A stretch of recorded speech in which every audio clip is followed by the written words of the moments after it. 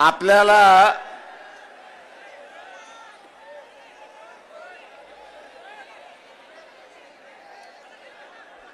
काँग्रेसही म्हणतंय,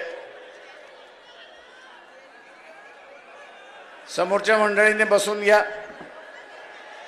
बसून घ्या, बसून घ्या, म्हणजे पाठीमागून आवाज होणार नाही. बसून घ्या,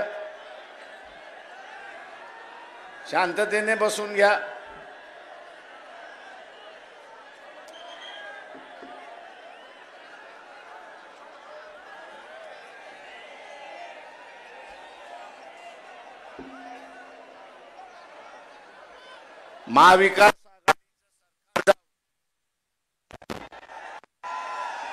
महाविकास आघाडीचं सरकार जाऊन 2 वर्ष ओलांडली, 2 वर्ष ओलांडली, तरीही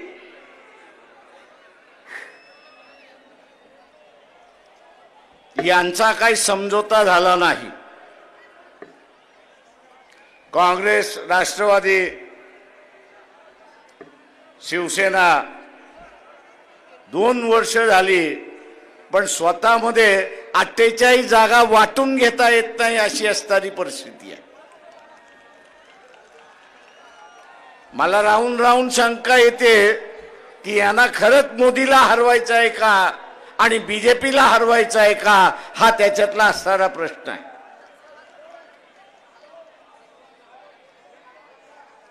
त्याचा महत्वाचा भाग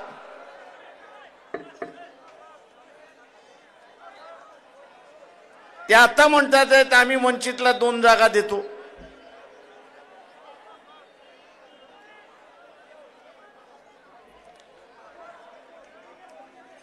मी काँग्रेसवाल्यांना म्हटलं कुठले 2 जागा देतात त्या सांगा.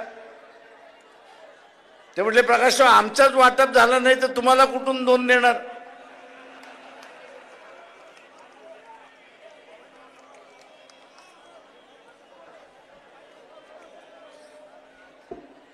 सांगण्याचा मुद्दा हा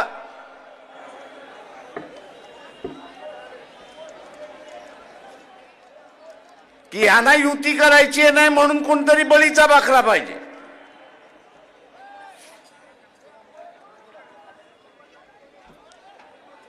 जसं कुर्बानीचा बकरा असतो तसा बकरा हे आता शोधताय.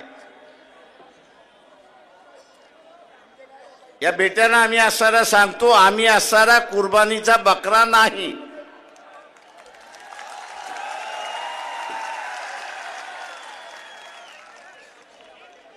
पहिल्यांदा तुम्ही असणारा तुमच्यामधल्या जागा वाटून घ्या.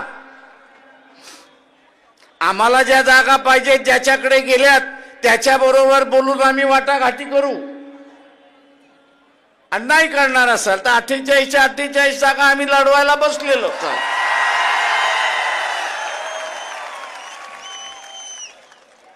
पण बेट्यानो एक लक्षात घ्या, वंचित आघाडीपैकी एकही जेलमध्ये जाणार नाही.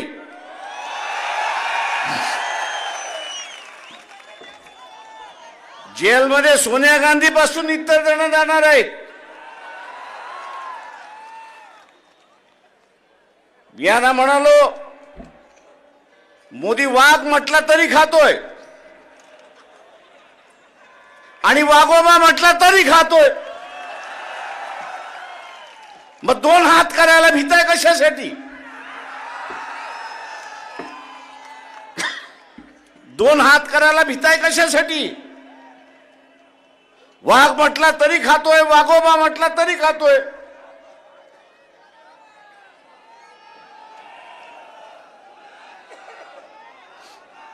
प्रश्न हा आहे,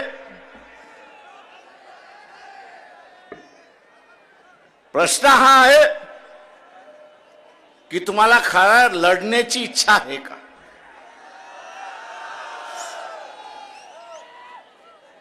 काँग्रेसवाल्यांना विचारतो तुम्हाला हरवण्याची इच्छा आहे का? मग 4 जागा कमी मिळाल्या आणि 4 जागा जास्ती मिळाल्या, फरक काय पडतोय? तुमच्या मानगुटीवरती जी तलवार आहे, कारवाईची तलवार आहे, अटक होण्याची जी तलवार आहे, एकत्र लढलात तर ती तलवार उडवू शकता.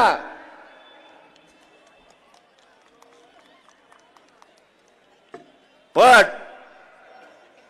भिवून भिवून लढायला लागलात तर ती तलवार तुमच्या मानेवरती पडल्याशिवाय राहणार नाही, हे लक्षात घ्या. आणि म्हणून म्हणतो, युती केली तर वाचाल, युती नाही केली तर जेलमध्ये जाणार, एवढं लक्षात घ्या.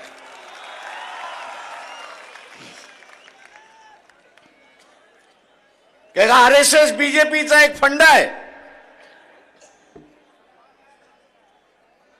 दैदेवान फुंडकर इथे बसलेले आहेत. मध्यंतरी मोहन भागवत अकोल्याला आले होते. दैदेवान फुंडकर यांना म्हणालो की पोलिसांना सांगा की आम्हाला असणारा निवेदन द्यायचं आहे. मोहन भागवत यांना निवेदन द्यायचं आहे. पोलिसांनी निरोप पोचवला, त्यांची भेटही झाली. ते म्हटले RSS मध्ये निवेदन घेण्याची पद्धतच नाही. अरे कोणाची समस्या असेल तर तो निवेदन देईल, कोणाला काय मांडायचं असेल तर ते निवेदन देईल. ते हे एवढे हिटलर आहेत, हे एवढे हिटलर आहेत की आम्ही चर्चा करणार नाही, आम्ही चर्चा करणार नाही, आम्ही निवेदन देणार नाही. आणि निवेदन घेणारही नाही. हे काय दाखवतंय? ही एकच गोष्ट त्या ठिकाणी दाखवते, आणि ती म्हणजे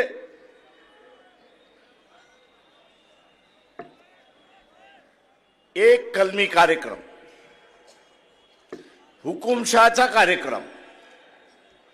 एक पक्षच या ठिकाणी चालेल, दुसरा पक्ष चालणार नाही. आणि म्हणून इथल्या असणाऱ्या विरोधी पक्षानं सांगितलं, इलेक्शन होईपर्यंत तुम्ही त्याच्याशी बोलू शकता, समझोता करू शकता. अरे बाबा आम्ही तुला पाहिजे तसं करतो, तू आम्हाला टाकू नको. पण लोकसभेचं निवडणूक झाल्यानंतर, नरेंद्र मोदी सत्तेवरती बसल्यानंतर तुम्ही काय त्याच्याशी बोलणार? त्याला असणारा एकच पक्ष पाहिजे, उरलेले सगळे संपले पाहिजेत. आणि उरलेले सगळे संपले पाहिजेत असं धोरण घ्यायचं असेल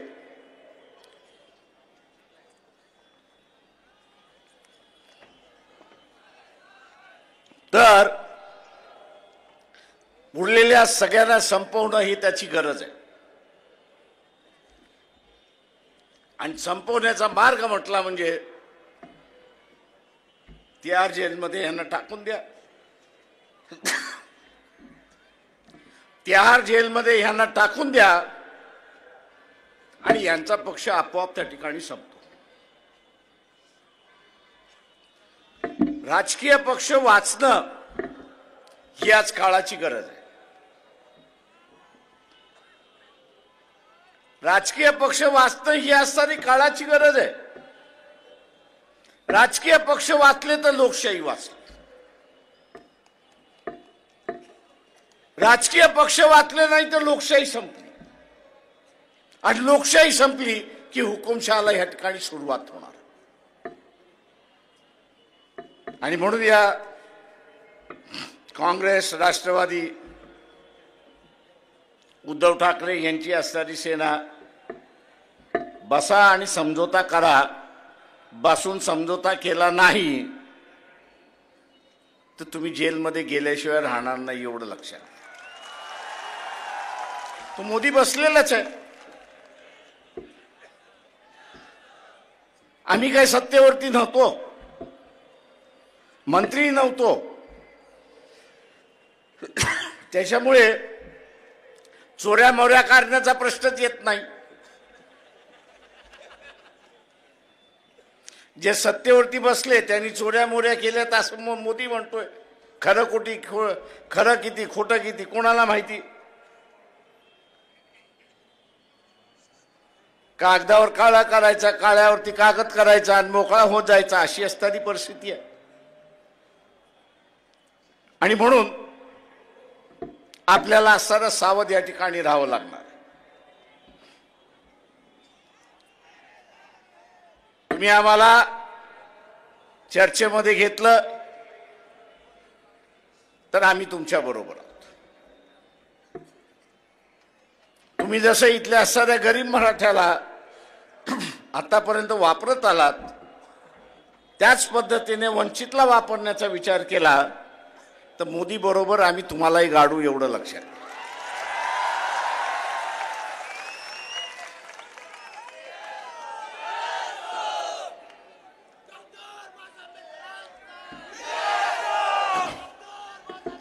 आणि म्हणून मित्रो,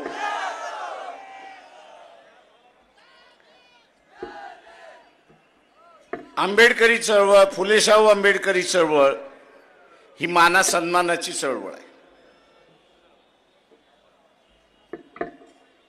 ही माना सन्मानाची चळवळ आहे. आज जे बीजेपीच्या आरएसएसच्या विरोधात आम्ही लढतोय त्याचं कारण असते त्यांनी वर्णव्यवस्था सोडली नाही, त्यांनी मनुस्मृती सोडलेली नाही. ते त्या मानसमानाच्या सन्मानाच्या गोष्टी करतच नाही, ते गुलाम ठेवण्याची भाषा या ठिकाणी करतात. आणि आम्ही इथे असणारा फुले शाहू आंबेडकरी विचाराच्या चळवळीने ही ते गुलामी संपवलेली आहे आणि मानवता या ठिकाणी जिवंत ठेवलेला आहे. आणि तोच मानवतावाद आम्ही या ठिकाणी चालवणार.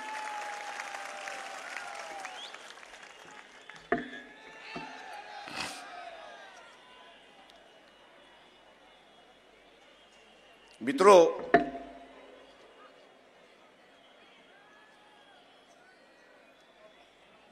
मोदी सुद्धा भ्यायलेला आहे एवढं असताना लक्षात घ्या.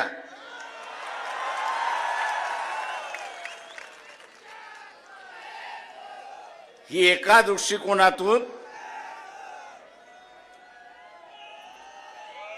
दृष्टिकोनातून आरपारची लढाई आहे एवढं लक्षात घ्या.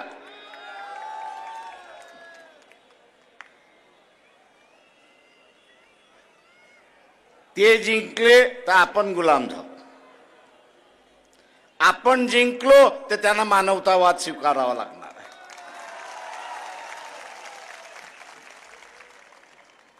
आणि म्हणून काँग्रेसवाल्यांना म्हणतोय, आरएसएस एनसीपी वाल्यांना म्हणतोय, तुम्ही या लढ्याचे कधी भाग नव्हतात, तुम्ही या लढ्याचे कधी भाग नव्हतात. लढ्यातून चळवळ कशी उभी करायचं याचा इतिहास तुम्हाला नाही.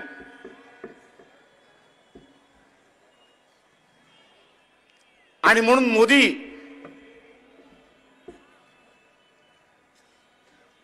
हा लढ्यातून उभा राहिल्यामुळे त्याला काय करायचं याची असणारी जाणीव. काँग्रेसवाल्यांनी आता काय ठरवून केलेलं आहे, काय नवीन कार्यक्रम आखलेला आहे. भारत जोडो यात्रा कधीपासून चालू झाली आणि कधी संपणार आहे. या महिन्यात संपणार आहे की ती मार्च महिन्यामध्ये संपणार आहे.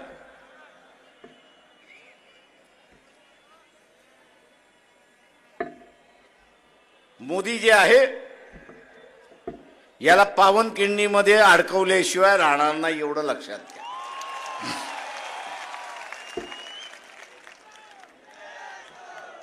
आता पावनखिंडीमध्ये अडकवायचं म्हणजे काय, इलेक्शन ताबडतोब घ्या. 22 तारखेच्या निमित्ताने त्यांनी असं एक धार्मिक माहोल या देशामध्ये उभा करण्याचा प्रयत्न केला. किती यशस्वी होतो किती होत नाही हा असणारा कालांतर ठरवेल. पण हा यात्रेला निघाले असताना, काँग्रेसवाले यात्रेला निघाले असताना इलेक्शन घेऊन पार पडेल. अरे तुमचं ढोंग दतुरं कोणाला सांगताय? आम्हाला कळतं ना राजकारण.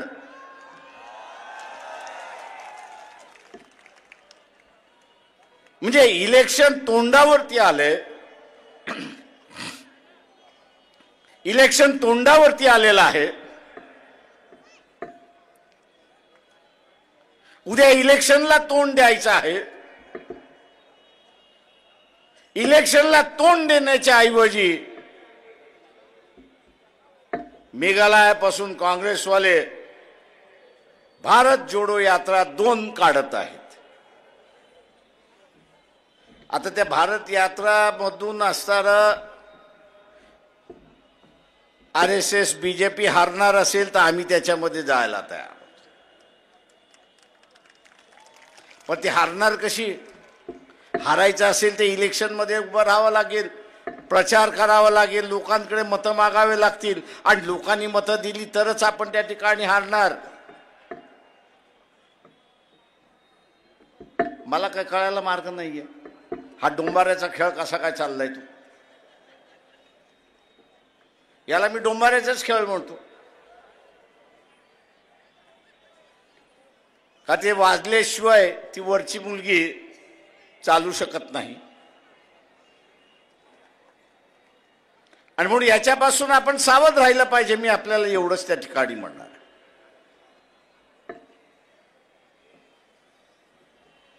माझं आव्हान आहे आपल्या सगळ्यांना, इथे जाणीवपूर्वक आघाडी झाली असती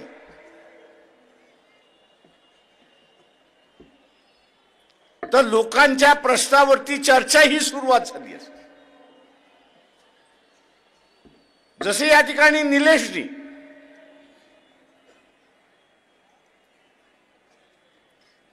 जो कंत्राटी कामगार आहे,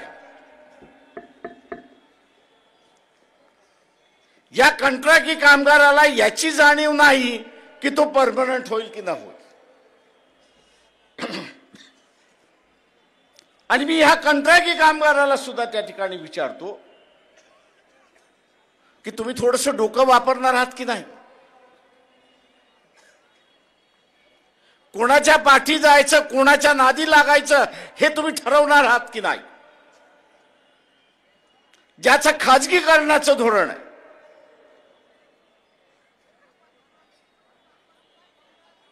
ज्याचं खाजगीकरणाचं धोरण आहे, त्याला अस्थिर कामगार वर्गच पाहिजे.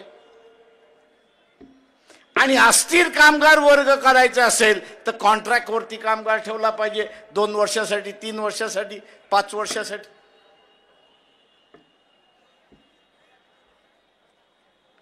कारण का हा कामगार अस्थिर राहिला तर आंदोलन करणार नाही, महागाई करणार नाही, मागणी करणार नाही. आणि म्हणून हा जो कंत्राटी कामगार आहे त्यांनी निर्णय घेतला पाहिजे.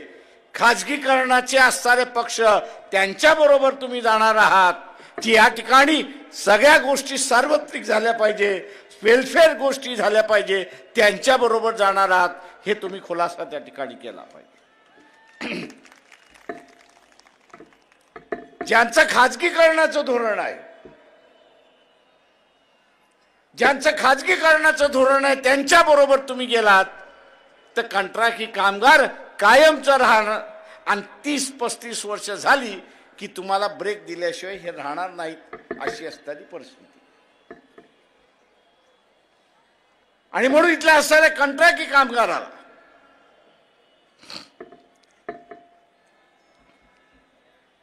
इथल्या असणाऱ्या कंत्राटी कामगाराला कायमस्वरूपी व्हायचं आहे, परमनंट व्हायचं आहे, तर वंचित बहुजन आघाडी हा एकमेव मार्ग आहे हे त्यांनी असताना लक्षात ठेवलं पाहिजे.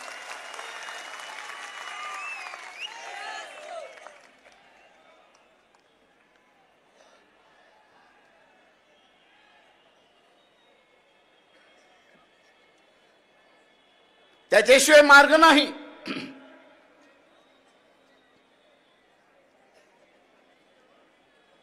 वर्षभरापूर्वी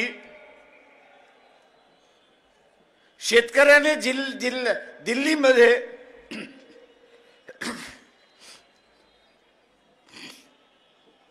दिल्लीमध्ये एक वर्ष ठिय्या आंदोलन केलं होतं. कशासाठी केलं होतं? त्यांची मागणी होती की जो हमी भाव आहे, या हमी भावाची काही वेळेस अंमलबजावणी होते, काही वेळेस अंमलबजावणी होत नाही. बहुतांश वेळा तर ती होतच नाही. ही अंमलबजावणी होण्यासाठी ते मागणी करत होते की कायदा करा की जो कोणी व्यापारी किंवा कृषी उत्पन्न बाजार समितीतले डायरेक्टर, चेअरमन, पदाधिकारी आहेत, यांच्या अखत्यारीमध्ये हमी भावापेक्षा शेतीचा माल कमी घेण्यात आला तर त्याच्यावरती फौजदारी गुन्हा करा. मागणी चूक होती का? आज मला सर इथले राजकारणी म्हणतात, प्रकाशराव तुम्ही ही मागणी करणार का? म्हटलं आपण सत्तेवरती आलो तर कायदा आपण बदलला पाहिजे आणि बाजार समितीतले डायरेक्टर जे आहेत,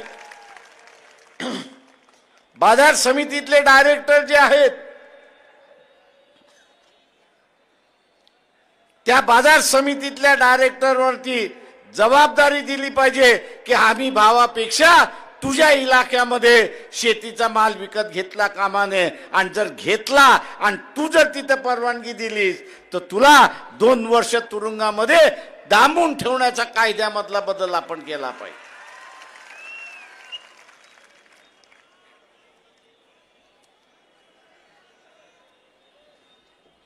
आज इथले सत्ताधारी म्हणतात आहेत, विरोधकही म्हणतायत तुम्ही आपला अजेंडा ठेवत चाललाय. म्हटलं मला जो दिसतोय तो अजेंडा मी ठेवतोय.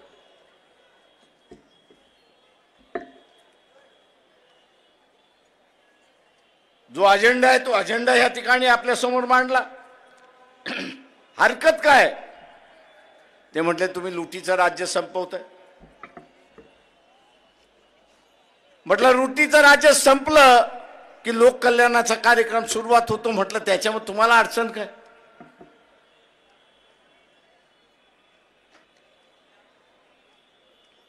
अडचण ही आहे की आपण इथली लूट जी शेतकरी याची होतोय ती थांबवायला त्या ठिकाणी निघालो.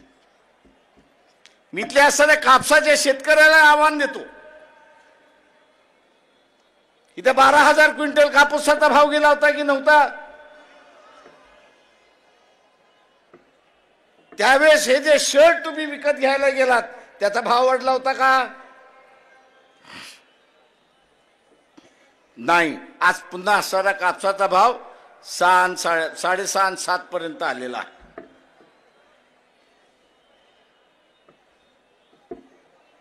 आणि आज सांगितलं जातंय की आंतरराष्ट्रीय बाजारामध्ये असणारा कापसाचा भाव अस्थिर आहे आणि म्हणून आम्ही भाव इथं नियंत्रण करू शकत नाही. मान्य आहे, तुम्ही भाव नियंत्रण करू शकत नाही. पण पणन महासंघ ज्यावेळेस होता त्यावेळेस शासन कापूस विकत तर घेत होता पणन महासंघाच्या वतीने, पण कापूस खरेदी करून झाल्यानंतर एप्रिल मे महिन्यामध्ये 500 रुपये क्विंटल बोनस वाटत करत होते की नाही? मी इथल्या असणाऱ्या शेतकऱ्याला आवाहन करतो की त्या काळचं सरकार हे जर कापसाच्या शेतकऱ्याला 50 रुपये 500 रुपये क्विंटल हे बोनस देऊ शकत होती तर आज का देऊ शकत नाही? बोनसच्या स्वरूपामध्ये आज तुम्ही का देऊ शकत नाही? सगळ्यात मोठं दानत पाहिजे देण्याची. सगळ्यात मोठी जी आहे ती दानत पाहिजे त्या ठिकाणी देण्याची. पण ज्याला सत्तेवरती आपण बसवलेला आहे तो लुटारू आहे हे आपण सारं लक्षात घ्या. तो लुटारू आहे.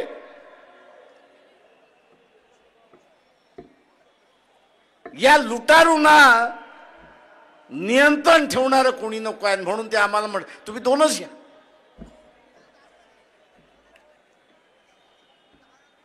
आम्ही त्यांना म्हटलं तुम्ही दोन देणार म्हणजे आम्हाला पाडून टाकणार. मित्रो, जुन्या काळी बाबासाहेबांनी स्वातंत्र्याच्या अगोदर इथल्या हिंदू मुसलमानाचं राजकारणाचं अत्यंत चांगलं वर्णन केलं. अत्यंत चांगलं वर्णन केलं. त्या वर्णनाचं स्वरूप काय होतं?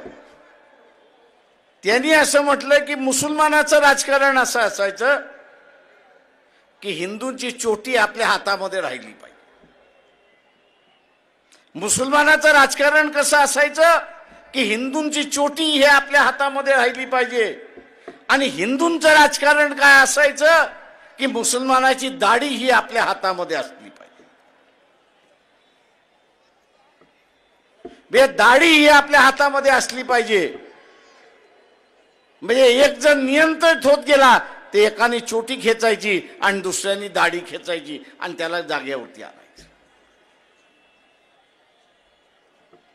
आम्ही सुद्धा इथल्या असणाऱ्या सत्ताधाऱ्यांना म्हणतोय की आम्ही सुद्धा हेच वॉचटॉक करणार आहोत की लुटारूंचं सरकार फार काळ चालणार नाही. इथल्या असणाऱ्या शेतकऱ्याचं न्याय हक्क मिळाला पाहिजे तेवढाच फक्त त्या ठिकाणी बघू.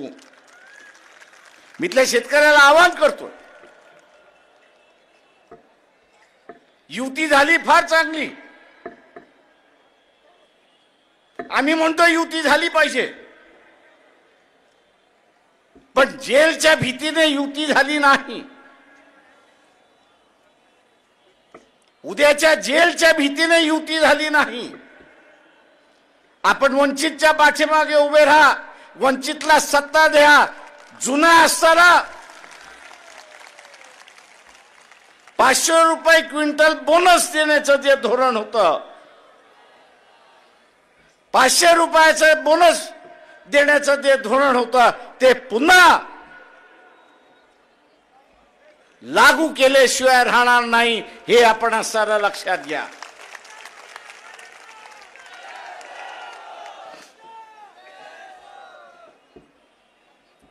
तुम्हाला सारं कुटुंब जगवावी लागतात.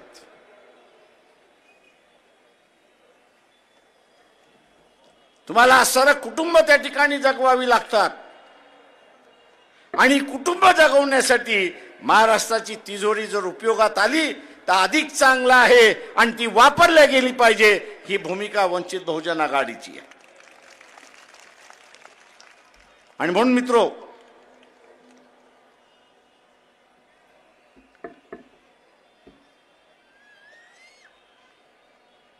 तसं पाहायला गेलं तर RSS, BJP, काँग्रेस, राष्ट्रवादी यांच्या धोरणामध्ये फार फरक नाहीये. त्यांच्याही काळामध्ये असणारा जिल्हा परिषदेच्या नगरपालिकेच्या शाळांना गळती लागली होती.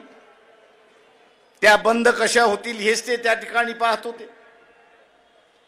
आणि आत्ताच्या सरकारने 62,000 शाळा आम्ही बंद करणार म्हणून घोषणा करून मोकळे झाले.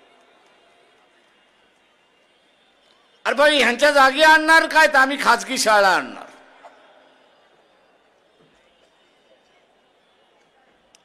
किती कुटुंब ह्या सभेमध्ये बसलेले आहेत, त्यांना खाजगी शाळेंच्या फिया भरता येतील त्यांनी हात वरती करा.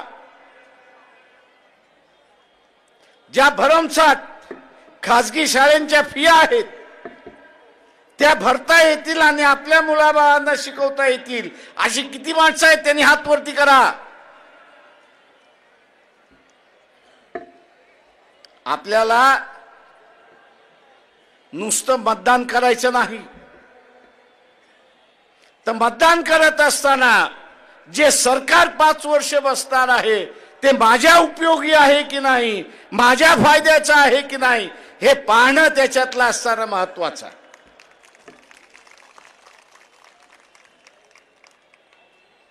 नाही तर माझ्या जातीचा उमेदवार आहे, मी आता जातीसाठी माती खाल्ली पाहिजे,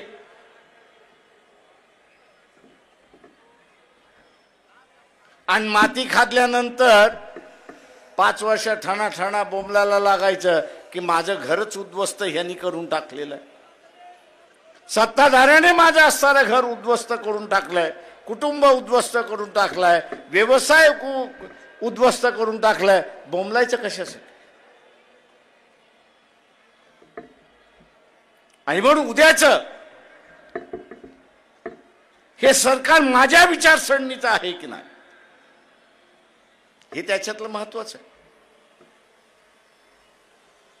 ते बीजेपीचं सरकार असेल किंवा काँग्रेसचं सरकार असेल,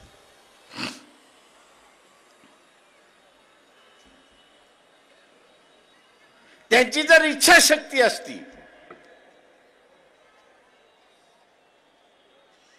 ती इथं गरीब मराठ्याला आरक्षण त्यांनी दिलं असतं.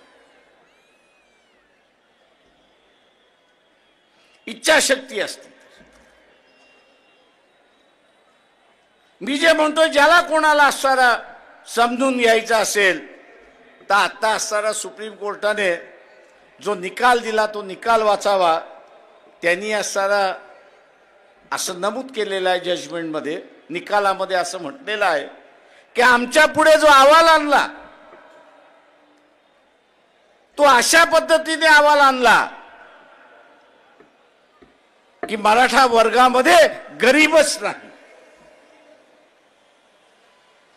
अहवाल असा आणला की गरीबच नाही मराठा समाजामध्ये, सगळे श्रीमंत आहेत. आणि मग ते म्हटले, कोर्ट म्हणाला की श्रीमंत असेल तर मग ह्याला आरक्षणाची गरज काय.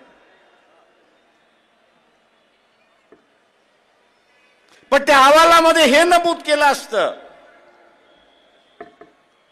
की 30 वर्षापूर्वी ज्याच्याकडे 20 एकर जमीन होती, 30 वर्षापूर्वी ज्याच्याकडे 30 एकर जमीन होती, आज कुटुंब विभक्त होऊन तो 2 एकराचा मालक झालेला आहे आणि म्हणून तो गरीब झालेला आहे, साधनहीन झालेला आहे. साधन नाही त्याच्यासाठी, शासनाने त्याला साधन पुरवलं आहे. हा अहवाल जर असता तर कोर्टाने तो मान्य केला असता आणि गरीब मराठ्याला आरक्षण मिळालं असतं, अशी असणारी परिस्थिती. पण सत्तेमध्ये बसलेला कोण आहे तर हे नातेवाईकच आहेत. काँग्रेसमधले बसलेले असले तरीच नातेवाईक आहेत, बीजेपीच्या मार्फत बसले तरी नातेवाईकच आहेत. खरं आहे की खोटं आहे? आता ह्यांना नातेवाईकांचं राजकारण पाहिजे, ते गरीब मराठ्याचा प्रश्न राहिला कुठं? सत्ता आपल्या कुटुंबातच राहिली पाहिजे अशी असणारी परिस्थिती आहे. आणि म्हणून इथल्या अशा गरीब मराठ्याला माझं आव्हान आहे, जातीच्या पाठीमागे ह्या इस्टॅब्लिश नेत्याच्या पाठीमागे राहिलात तर तुमच्याकडची 2 एकर जागा सुद्धा पुढच्या 10 वर्षामध्ये राहणार नाही, भूमिहीन झाल्याशिवाय राहणार नाही, एवढं लक्षात.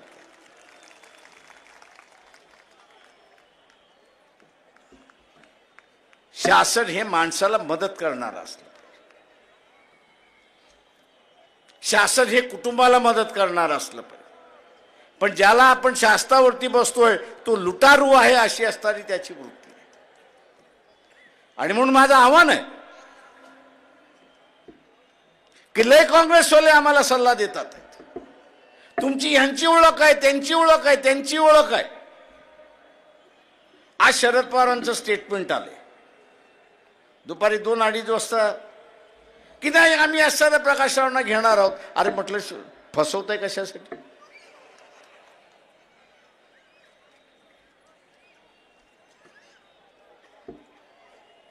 ते तुम्ही प्रिंट मीडिया, इलेक्ट्रॉनिक मीडिया यांच्याशी का बोलताय? तुम्ही असणारे रेखाताई ठाकूर पक्षाच्या अध्यक्ष आहेत, त्यांच्याशी तुम्ही बोलू शकत नाही का? बा आम्ही तुम्हाला घेतलंय, तुम्ही या. बिनबुलाय तो आम्ही कुठे जाणारच नाही.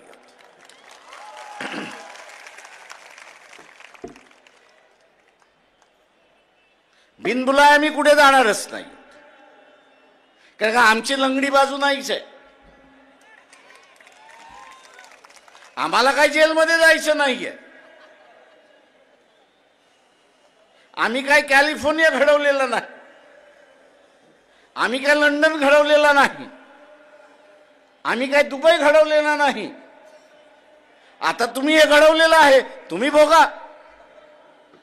या भोगापासून वाचवायचं असेल तर आम्ही वाचवायला बसलेलो आहोत. आम्ही वाचवायला त्या ठिकाणी बसलेलो आहोत. आता तुम्हाला वाचायचंच नसेल आणि तुमचा मोदीवरतीच विश्वास असेल तर आम्ही काय करणार. कारण का मी मुंबईच्या सभेमध्ये म्हटलं की मोदी कोण आहे, तर मदारी आहे. मदारी काय करतो, मदारी काय करतो,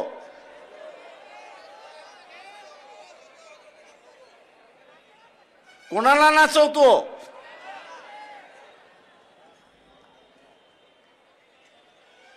आणि इथे माझं म्हणणं आहे की मोदी डमरू वाजवतो आणि इथले सगळे नाचायला लागतात, अशी परिस्थिती आहे.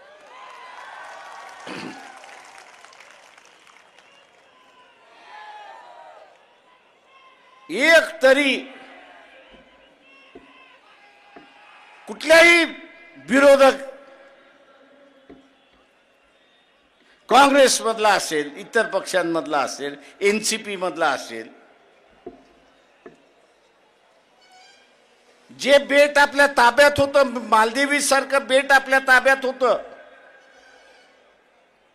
की जिथे आपलं सैन्य होतं, या अमरावती जिल्ह्यापेक्षा असणारा कमी आकाराचा ते असणारा मालदीव आहे. अमरावती जिल्ह्याच्या अर्धा असणारं ते मालदीव आहे. तिथला पंतप्रधान नरेंद्र मोदीला काय म्हणतो, 15 दिवसामध्ये तुझं सैन्य घेऊन जा. बातमी आली की नाही आली. आता ह्या 56 इंचाच्या छातीचं काय झालं.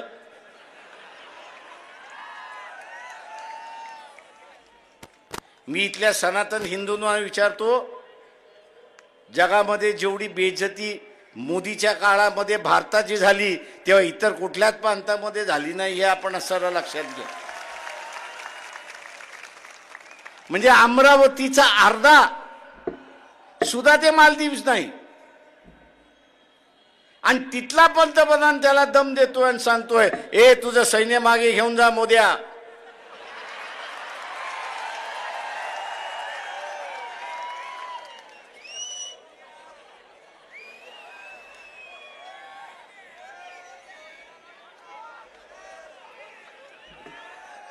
आणि हा गपचूप त्या फॉरेन मंत्र्यांना पाठवतो आणि म्हणतो युगांडामध्ये त्या मालदीवच्या फॉरेन मंत्र्याची बातचीत करतो, अरे माझी एवढी असणारी बेआबरू करू नका.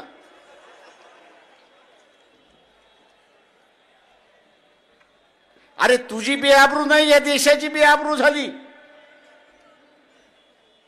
मी इथल्या सनातनांना विचारतोय, तुम्हाला या देशाची आबरू अजून किती घालवायची आहे. मोहन भागवत, तुम्हाला या देशाची आबरू अजून किती घालवायची आहे.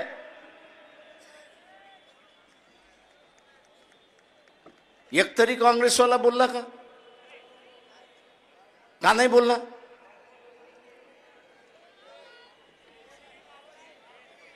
का मोदींनी त्यांना घोषू मोदींनी त्यांना सांगितलं, हे आवाज काढलास तर बघ, तुझी इन्क्वायरी चालू झालेली आहे, FIR फाडलेला आहे, तुला आतमध्ये घेतल्याशिवाय राहणार नाही.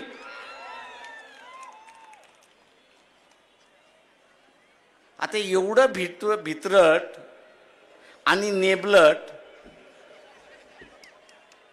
राजकीय पक्षांचे नेतृत्व असतील ते काय तोंड देणार? काय तोंड देणार? मी यांना म्हणतो तुम्ही लालू प्रसाद यादव व्हा. तो म्हटला जेलमध्ये घालायचंय घाल, जेलमधलं माझं सरकार मी त्या ठिकाणी चाललं. पण नमणार नाही, आणि तो नमला नाही. आज बीजेपी त्यालाच घाबरते.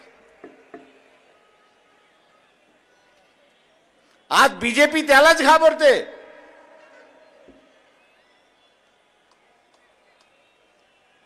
पण या उरलेल्यांना घाबरत नाही. पण बीजेपी ज्यांना घाबरते त्यांच्या हातामध्ये हे नेतृत्व द्यायलाच तयार नाही, हे त्यांना प्रमुख बनवायलाच तयार नाहीये.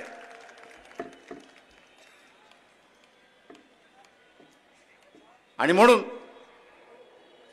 उद्याची ही लढाई शक्यतो आपण सरळ मिळून लढू. युती झाली तर मिळून लढू, नाही झाली तरी इथे मोदीला आपण हरवल्याशिवाय राहणार नाही, हे असताना लक्षात घ्या.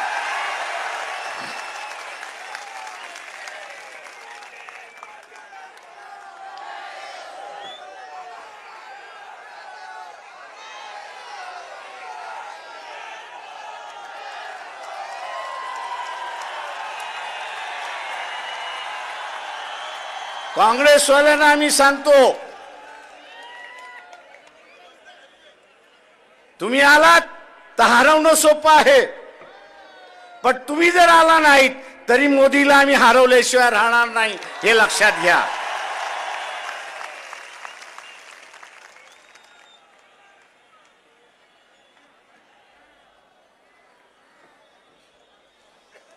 कारण का मला जिल्ह्यातले काँग्रेसवाले म्हणतात आहेत, प्रकाशराव तुम्हाला घेत नाहीत, काय करायचं? म्हटलं तुम्हीच ठरवा. तेच काँग्रेसवाले म्हणतायत आहेत, घेतलं तर मिळून लढवू, नाही तर तुम्ही 48 लढवा, आम्ही तुमच्या बरोबर आल्याशिवाय राहणार नाही, हे लक्षात घ्या.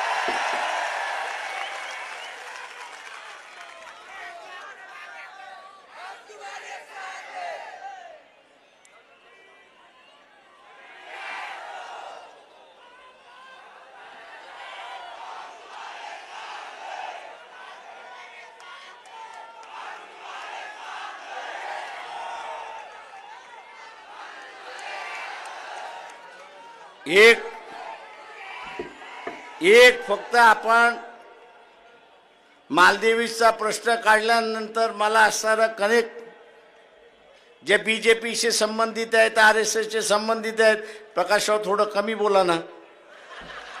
म्हटलं काय झालं? काय नाही, तुम्ही आमच्या नेत्याची छबी खराब करताय. तर म्हटलं ही आता झाकी आहे म्हटलं होतं. जसा काळ जाईल तर तसं म्हटलं अजून उघडं पाडत जाऊ.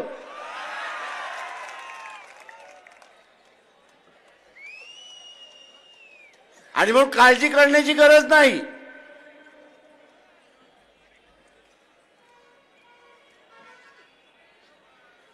आणि म्हणून काळजी करण्याची गरज नाही. ही लढाई आपण जिंकल्याशिवाय राहणार नाही, एवढं लक्षात घ्या. पण त्यासाठी जे निलेशने सांगितलं की उद्याची ही लढाई संविधानाची लढाई आहे. आज मोदी सरकार तेली समाजाचा चहा विकणारा पंतप्रधान होऊ शकतो. ही संसदीय लोकशाहीची कमाल आहे, हे आपण लक्षात घ्या. ही संसदीय लोकशाहीची कमाल आहे. पण जे घटना बदलायला मागतात आहेत, नवीन घटना बदलायला आणतात आहेत, त्यांना सारं विचारा की तुम्ही अध्यक्षही पद्धत आणताय की न आणताय. तेली समाज जसा विश्वकर्णे म्हटलं आपण एक उमेदवारी या ठिकाणी दिली पाहिजे. एक भाग आहे की जिथे असणारा तेली समाजाची मतं जास्ती आहेत त्याच्यामुळे उभं केलं, उरलेल्यांनी ताकद दिली तर तिथला असणारा आमदार निवडून येऊ शकतो. पण उद्या अध्यक्षही पद्धत आली आणि एखादा तेली आपण उभा केला अध्यक्षाच्या राष्ट्रपतीच्या असणाऱ्या अध्यक्षासाठी, तो निवडून येऊ शकतो का?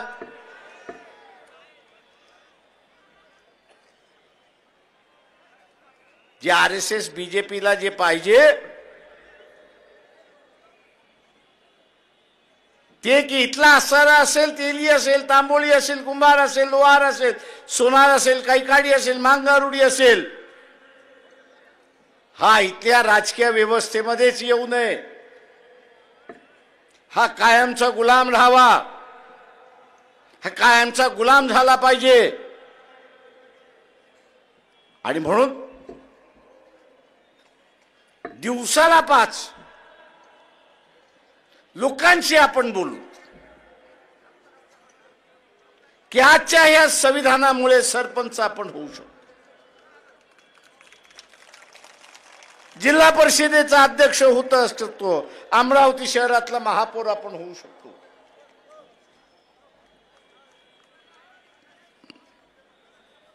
कारण का इथे असणारं संसदीय लोकशाही आहे. म्हणून उद्याची अध्यक्षीय लोकशाही आली तर आपलं सगळ्यांचं वाटोळं लागलं हे असताना लक्षात घ्या. आपण सत्तेतून बाहेर गेलो अशी असणारी परिस्थिती.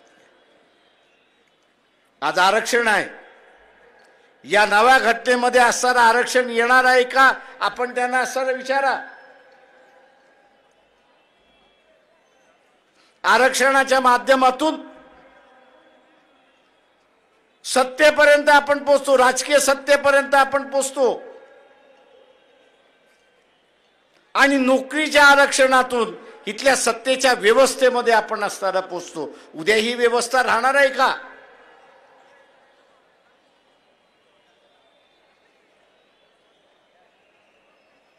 जे आहे ते सोडायचं आणि भूताच्या पाठीमागे लागायचं, असा जो स्वप्न त्या ठिकाणी दाखवला जातोय तो असताना थांबा.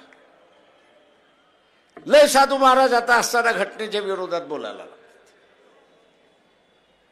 ये बदल नहीं चाहिए. तेव्हा एकाला मी फोन केला, अरे म्हटलं होतं मला तुझ्याशी वाद घालायचा आहे, जरा येतो का? तो बोलतो नाही, हमको ने जो कहना था वो कह दिया. म्हटलं हा त्याच्यावरती वाद घालायचा, आपला जाहीर वाद घालू म्हटलं, लोकांसमोर वाद घालू, लोकांना ठरवू दे म्हटलं होतं तू बरोबर आहेस का मी बरोबर आहे, पण वाद घालायला तयार नाही.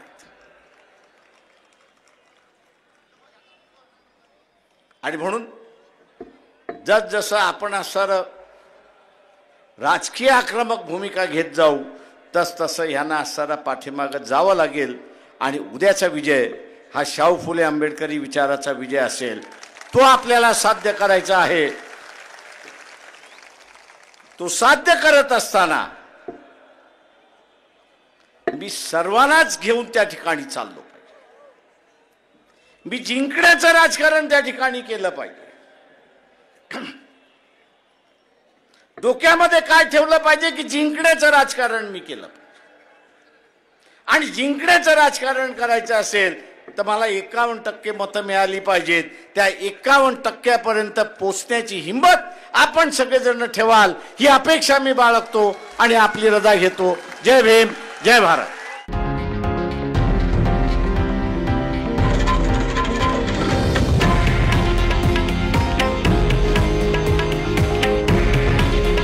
हे आहे देशातील नंबर 1 न्यूज नेटवर्क आणि आपण पाहत आहात TV9 मराठी.